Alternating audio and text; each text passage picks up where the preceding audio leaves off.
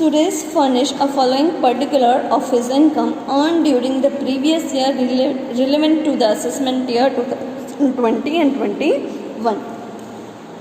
This statement is given of the various income he received. What we have to find out? We have to find out the gross income of the Suresh of the assessment year 2021. He is a resident and ordinary resident. He is a resident but not ordinary resident and the non-resident of India. Means के हमें तीनों situation में कौन कौन सी income tax payable होगी या नहीं होगी वो हमें देखना है। तो फटाफट से हम बना लेते हैं स्टेटमेंट।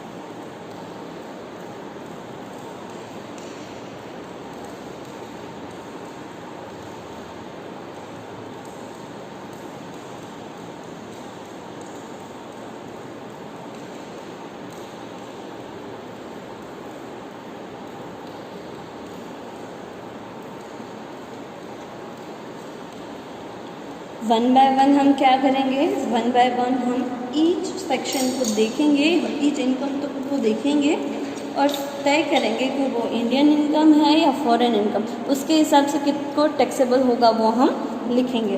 फर्स्ट है interest on GK development bonds. Interest on GK development bond 1/6 is received in India.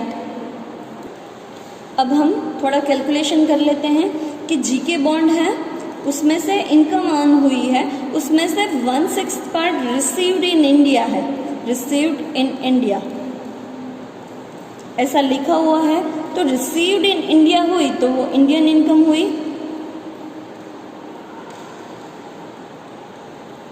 समझ में आया। और बाकी का 5/6 जो पार्ट है वो इंडिया में रिसीव नहीं हुआ है तो वो हम फॉरेन इनकम मानेंगे।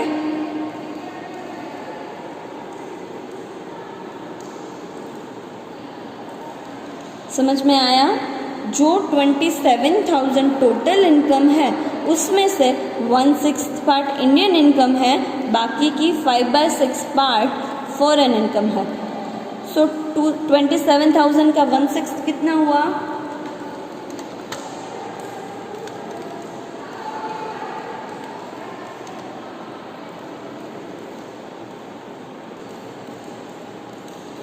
4,500। दैट मीन्स 4,500 है वो इंडियन इनकम है। 4,500 क्या है, इंडियन इनकम है। इंडियन इनकम तो तीनों को टैक्सेबल होगी, तो हम यहाँ पे लिखेंगे income from GK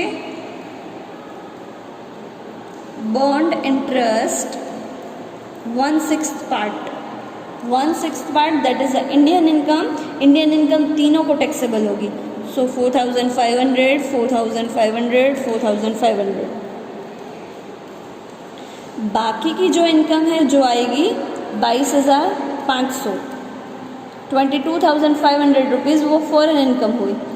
control manage in India ऐसा कुछ भी लिखा हुआ नहीं है, तो पूरे के पूरे 22,500 फॉरेन इनकम हुई। तो 5/6 इंटरेस्ट ऑन जीके बॉन्ड,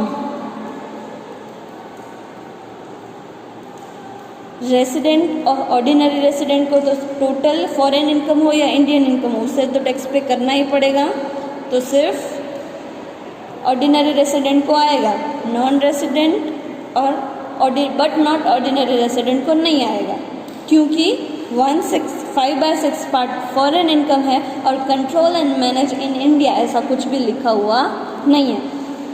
तो पहले जो इनकम थी उसमें से ये बाइफिकेशन हो गया।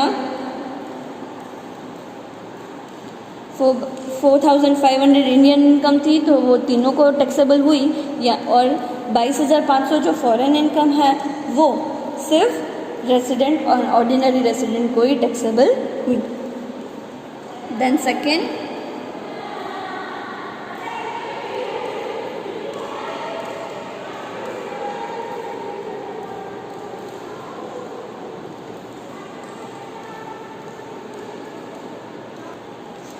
then income from agriculture in Burma received there but later on remitted to India. The agriculture income received in Burma, that means outside India, that means it is a foreign income. So foreign income only taxable to the resident but not ordinary resident.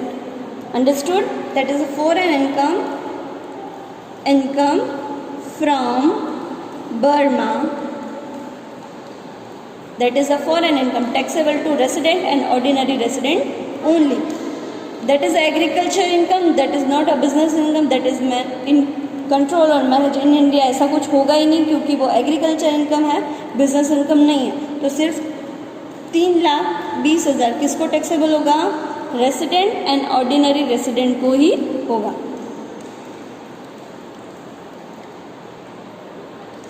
Then third point, interest from property. Interest from property in UK received in India. Property UK में है but received in India हुई, that means वो Indian income हो गई. Received in India हुई, that means वो Indian income हुई और इंडियन इनकम पे तीनों को टैक्स पे करना पड़ेगा. तो हम स्ट्रेट फॉरवर्ड तीनों को टैक्सेबल लिख देते हैं. Income from property rupees 2,30,000, 2,30,000 and 2,30,000. Then point number 4, income earned from business in Japan which is controlled from Mumbai, 7,75,000 received in India. So there is a bifurcation in this. Out of the 11,75,000, 7,75,000 received in India, that means 7,75,000 is the Indian income, right? So it's taxable to all the assessees status regarding residential or ordinary resident but not ordinary resident and NRI. So first bifurcation is income earned from Japan, 7,75,000 is the Indian income. It's taxable to all the assessee. Then remaining balance 11,075 lakh minus 7,75,000. It will come 4 lakh. 4 lakh rupees is a foreign income but is taxable to the ordinary resident. So 4 lakh. In the case of the not ordinary resident, if that business are controlled and managed from India, that is taxable to the ordinary resident, and here it's clearly written that it is controlled from Mumbai, that means in India. So for ordinary, not ordinary resident, it is also taxable, and for the NRI it is not taxable. So this is the total income taxable to each and every assessee. Then point number 5, interest on FD with Indian company but received outside India gross 32,000. He received the interest from the Indian company. Maybe they are receiving outside India but it is going from the India. Right, that is known as an Indian income and it is taxable to all the assessee. Interest on FD rupees 32,000, 32,000, 32,000.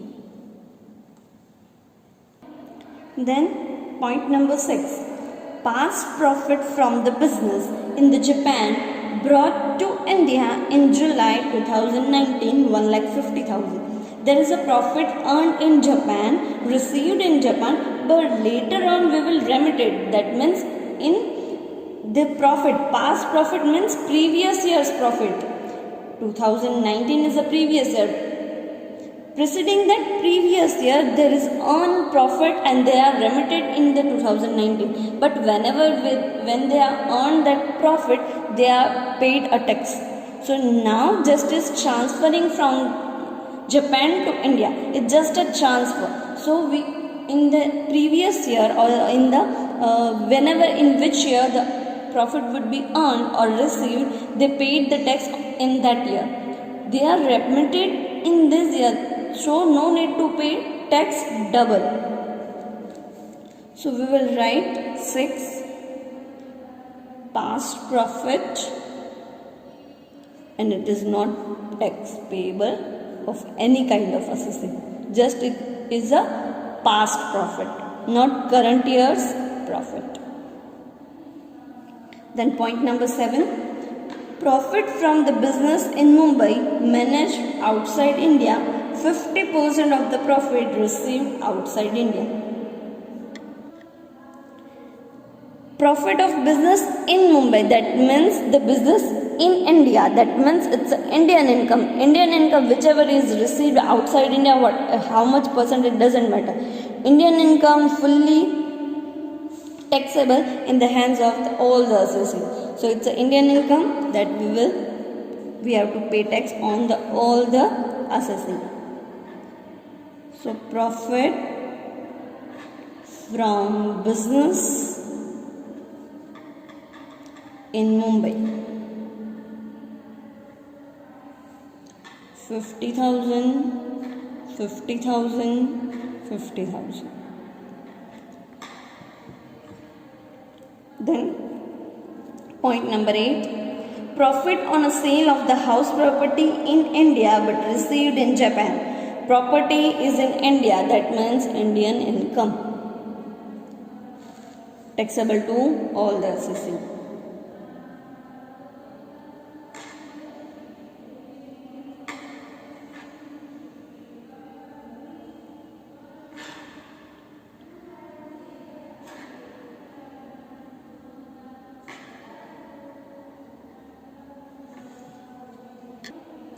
Then point number 9, a pension from a former employer in India received in Japan of rupees 4,82,000. There is a printing mistake, there is no written the value of the pension, but is a 4,82,000. So pension received from the former employer in India, that means he are serving to the Indian company because the employer are Indian and he earned that pension from an Indian firm or Indian company, that means it's an Indian income and taxable to all the kind of the assessing. Pension 4,82,000, 4,82,000 and 4,82,000. And last we have to make just total, and what kind of the total we will have. For the resident and ordinary resident, 25,66,000. For the not ordinary resident, 22,23,500. Sorry, 22,23,500, and for NRI, 18,23,500. This is how we complete the sum. Now we are solving the illustration number 9.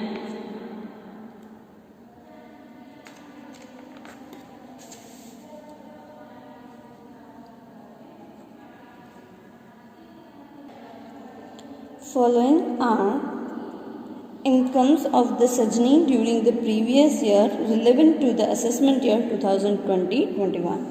The interest on a bank FD 1,20,000, out of which 48,000 is received from the foreign banks. Pension paid by the former Indian employer in UK 8,10,000. Then profit from the business in New York, the business control from the head office situated in Mumbai, 12,80,000. Then profit earned and received in earlier years at Singapore and brought back to India, and 1,60,000. Determine the total gross income under the following circumstances. He is a resident and ordinary resident. C is the resident but not ordinary resident, and C is a non-resident. So let's find out.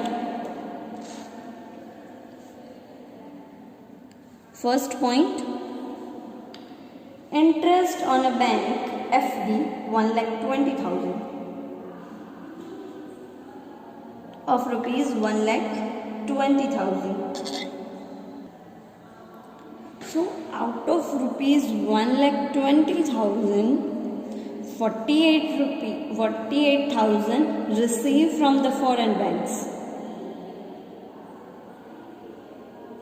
That is a foreign income. Remaining 72,000 is the Indian income. Right? So 72,000 is the Indian income taxable to each and every assessee, but a 48,000 rupees foreign income, it is taxable to only residential status, but because either the foreign income or Indian income, he must have to pay the tax. So interest on FD 72,000, Indian income taxable to all, an additional 48,000 received from the foreign bank, but he is a resident of India. That means he stays in India and receiving the interest from the foreign bank. That on that she needs to pay a 48,000.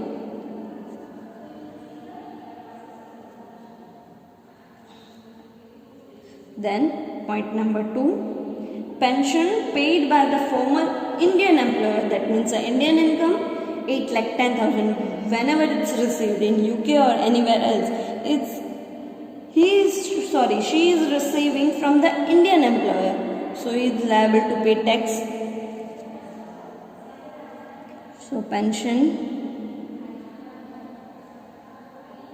from Indian employer 8,10,000, 8,10,000, 8,10,000. Then point number 3, profit from the business in New York 12,80,000 and control and manage in India. That means 12,80,000 is a foreign income. So but in the resident or ordinary resident have to pay tax 12,80,000. NRI no need to pay just because it's a foreign income. But not ordinary resident, that is specifically given that a head office situated in Mumbai. That means control and manage from in India. That means it's a taxable for the but not ordinary resident also. So here we write profit from business in UK. Last time, profit earned and received in earlier years at the Singapore and brought back to India in 1,60,000. As we earlier discussed that the profit earned in earlier years, not in our years. We are simply brought back that amount transfer in India. So no need to pay tax on any of that income, that is the 1,60,000. So it will come nil in the 3 of the assessee. Let's total it out. It will come 22,10,000, 21,62,000 and 8,82,000. Understood? Now we are solving the most important sum, illustration number 10. In this we have to calculate both the things. There is a residential status, and on the basis of that residential status, which kind of a tax he or she needs to pay, we have to write down. Shri Kumar, an Indian citizen, come to India on 20th/10/2019 and stayed up to 30th April 2020. Particular of the stay in India earlier previous year are as follows. In 2015, 16, 16, 17, 17, 18, 19, 18, 19. This number of stays in India is given. Determine his residential status for assessment year 2021 and also on the basis of that said residential status, compute his total income from the following particulars. There is 4 points is given. So first we have to find out the residential status. Illustration number 10. So first we have to find out the residential status of the Sri Kumar. So first we have to write down assessment year 2021, previous year 2019-20, previous year period start with the 1/4/2019 to 31st March 2020, and Mr. Kumar's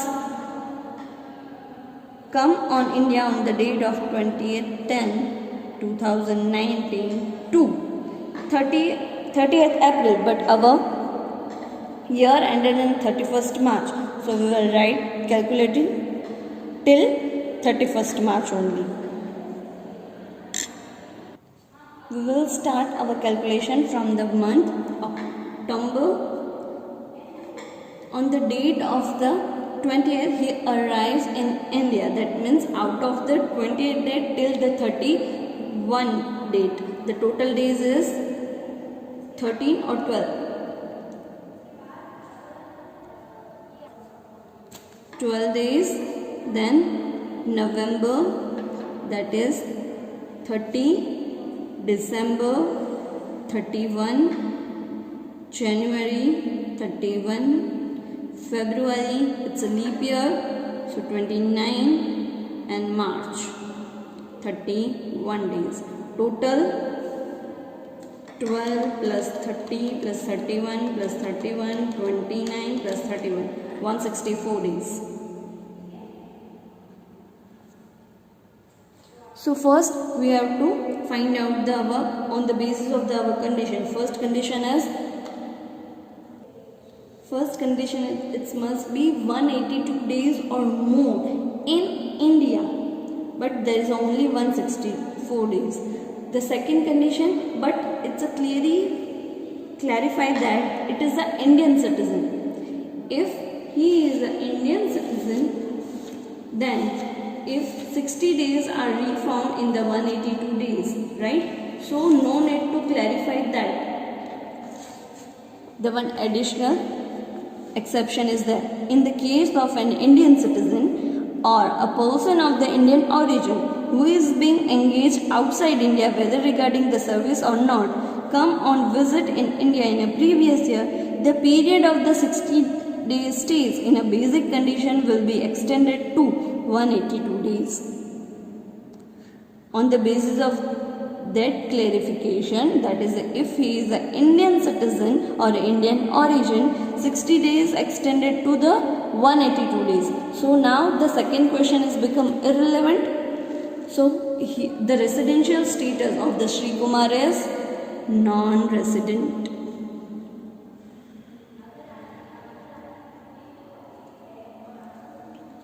Understood? Now on the basis of the non-resident status, we are going to clarify the total taxable income of the Sri Kumar. So let's calculate. Now on the given the information, we are going to calculate the total taxable income of the non-resident under the non-resident status of the Sri Kumar. So first point is interest from the foreign security, 40% which is received first time in India. That means out of the total interest, he received 40% in India. That means only 40% is an Indian income. So total 1,80,000, 40%, 72,000. It's a Indian income. So we will write interest on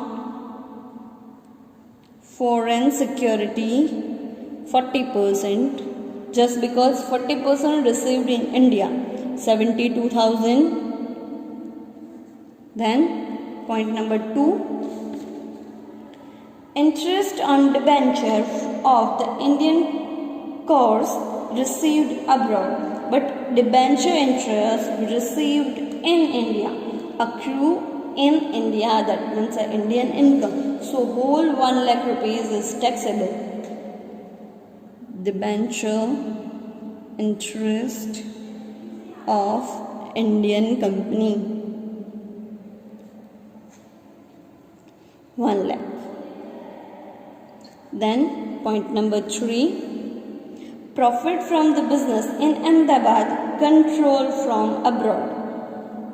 They are controlled from abroad, but where is the business? Business in India. Ahmedabad means in India. So it is the Indian income and payable tax on that income also to the NRI.